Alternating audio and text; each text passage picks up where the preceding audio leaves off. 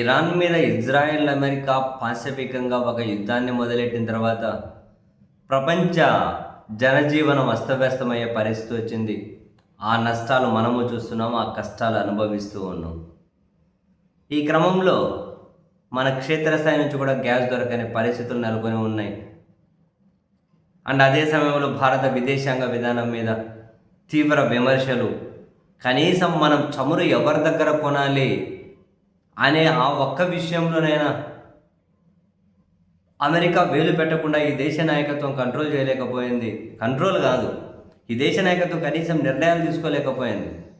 America వేలు పెట్టకుండా చాలా బలహీనమైనటువంటి నాయకత్వం మీద చర్చ దేశంలో జరుగుతూ ఉంది. ఒకవేళ మన చమురు విధానం మనమే కొనాలని చెప్పి కనుక అది నిర్ణయం ఉంటే రష్యా నుంచి కొనుక్కునే వాళ్ళం, ఇరాన్ నుంచి కొనుక్కునే వాళ్ళం, సౌదీ, కువైట్ నుంచి అని మనకు ఇష్టం వచ్చిన దగ్గర నుంచి మనం కొనుక్కునే వాళ్ళం, ఎక్కడ ఖర్చు తక్కువ అవుతుంది అని. రష్యా నుంచి తక్కువ ధరకు వాళ్ళు డిస్కౌంట్లో ఇస్తూ ఉంటారు. ఇరాన్ నుంచి ఇంకా తక్కువకి ఇస్తామన్నారు, కానీ అమెరికాకు భయపడి కొనలేము.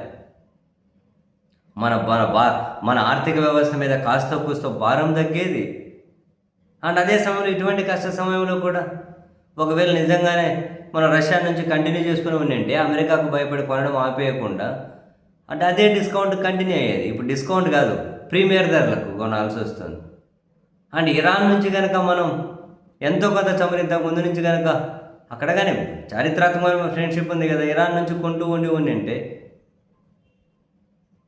ఇప్పుడు ఇరాన్కు సంబంధించిన చమురు నౌకలు మాత్రం ఆ హర్ముజ్ జలసంధి నుంచి వస్తున్నాయి, పోతున్నాయి, వాళ్ళ నౌకలు మాత్రం పోతున్నాయి. మరి అట్లనే భారత్ కూడా వచ్చేటివి. మన విదేశాంగ విధానం, మనం చమురు కొనుగోనాలు కొన్ని నిర్ణయించడానికి అమెరికా వాడేవాడి వానికి జ్వరం వస్తే మనం మాత్రలు వేసి పడుకోవాలా, వానికి జలుబు వస్తే మనం తుమ్ముతూ కూర్చోవాలా? అసలు వాని నిర్ణయాలు ఏంటి? ఏ మాట కామాట కానీ ఎవరి నిర్ణయం అది. సార్వభౌమత్వ దేశం అనేది ఎందుకంటారు? ఏదైనా మ్యూచువల్ అండర్స్టాండింగ్ అటువంటి ఆ నిర్ణయాలు వేరు. పూర్తిగా మన దేశ ఆర్థిక వ్యవస్థను, మన ప్రజల జీవన విధాన్ని అస్తవ్యస్తం చేసే నిర్ణయాల్లో కూడా వాడు అటువంటి వాళ్ళని అలో చేయడం ఏంటి ఏమో తెలియదు. మళ్ళీ పైగా ఈ నరేంద్ర మోదీ గారి నాయకత్వంలోని వీళ్ళ మీద తీవ్ర చర్చ జరుగుతూ ఉంటే, వీళ్ళ బలహీన నాయకత్వం మీద వాళ్ళకు మద్దతుగా ఉన్నోళ్ళు ఎంత ఎదవలు ఉన్నారు చూడు. నిజంగా ఎంత నీచమైన మనుషుల మధ్య ఉన్నాం చూడడం అనిపిస్తుంది. కొన్ని పోస్టులు కనిపిస్తూ ఉంటాయి, గ్యాస్ లేకపోతే కట్టెల పొయ్యి మీద వండుకుంటాం. ఈ ఎదవలకు మళ్ళీ ఇంట్లో ఈ ఏమంటారు బూగులు గలగల శబ్దం చేస్తుంటాయి, దవరాలు శరవలు శబ్దం చేస్తూ ఉంటాయేమో పాత్రలు, దాంట్లో ఏం లేక ఒట్టి శబ్దాలు. కానీ ఇక్కడ మాత్రం పీకుడు మాటలు మాట్లాడుతూ ఉంటారు. గ్యాస్ లేకపోతే కట్టెల పొయ్యి మీద వండుకుంటారు, అదే లేకపోతే తిండి లేకుండా ఉంటారట. ఎదవలను పొద్దు నుంచి రాత్రి వరకు దగ్గర వేసి రూమ్లో వేసి తాళం వేయాలి, తెలుస్తాయి. ఇవి ఏదైనా చేస్తాం కానీ మాకు నరేంద్ర మోదీ గారి నాయకత్వం ఇలాగే ఉండాలి అంట, ఇలాగే ఉండాలి. మరికొందరు మతం కోణం అదేంటో ఇరాన్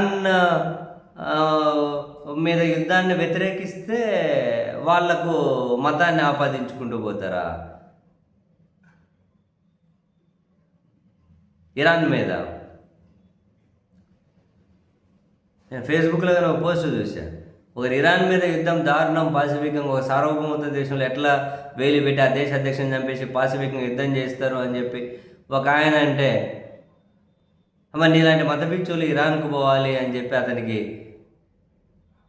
అసలు శిశులైన మత పిచ్చోడు ఒక కామెంట్ పెడితే దానికి రిప్లైకి ఆయన కానీ స్ట్రాంగ్గానే పెట్టారు. మరి ఇరాన్కి నేను మత పిచ్చులో ఏమైనా కనుక మద్దతు పలుకుతూ ఉంటే ఇరాన్ యుద్ధం చేస్తున్నటువంటి సౌదీ, కువైట్, ఖతారు, బహ్రెయిన్ ఇక్కడ ఉండేదంతా కనుక మీ అమ్మ మొగుళ్ళా అని చెప్పి పెట్టిండు ఆయన. అదే రిప్లై ఘాటుగా దిక్కుదలేక. మతం ఇక్కడ ఇరాన్ ఏ మతం ఫాలో అవుతుంది, సౌదీ, కువైట్, యూఏఈ ఇవి ఏ మతాలు ఫాలో అవుతాయి? ఇక్కడ మతం అనే ప్రస్తావన ఎందుకు వస్తుంది? వీళ్ళకి అంత మినిమం సెన్స్ కూడా లేదు పాపం. ఇక్కడ మతాల ప్రస్తావన ఎందుకు వస్తుంది? ఇంత సెన్స్ లేని వాళ్ళు, ఇంత సిగ్గులజ్జ లేని వాళ్ళ చుట్టూ మనం ఉంటూ ఉండడం అనేది నిజంగానే మన సమాజపు దయనీయ స్థితిని తెలియజేస్తుందేమో. మన సమాజపు దయనీయ స్థితిని. మనం దేశం నాయకత్వం తీసుకునే నిర్ణయాలు ఇంకెవందో వేలు పెట్టకూడదనే సింగిల్ లైన్, అందరూ దాని మీద కమిట్ అయి ఉండాలి. మొన్న కదా సుబ్రహ్మణ్య స్వామి గారు అన్నారే, ఒక అమెరికాలో నాకు తెలిసిన మిత్రులు చెప్పిన నిజాలు కనుక బయటకు వస్తే నరేంద్ర మోదీ గారు రాజీనామా చేసే పరిస్థితి వస్తుంది అని. మరి అంత రహస్యాలు ఏవో పెట్టుకొని వాళ్ళేదో అమెరికా నాయకత్వానికి లొంగిపోయి ఇక్కడ జనాలు ఇబ్బంది పడుతూ ఉంటే పెద్ద మధ్యలో వాళ్ళేమో సినిమా డైలాగులు చెబుతూ ఉంటారు, వాళ్ళకు మద్దతు ఇచ్చి ఎదవలేమో పిచ్చి పిచ్చి కూతలు కూసుకుంటూ ఉంటారు. ఏం దరిద్రమైన సమాజం తగలడిందిరా బాబు.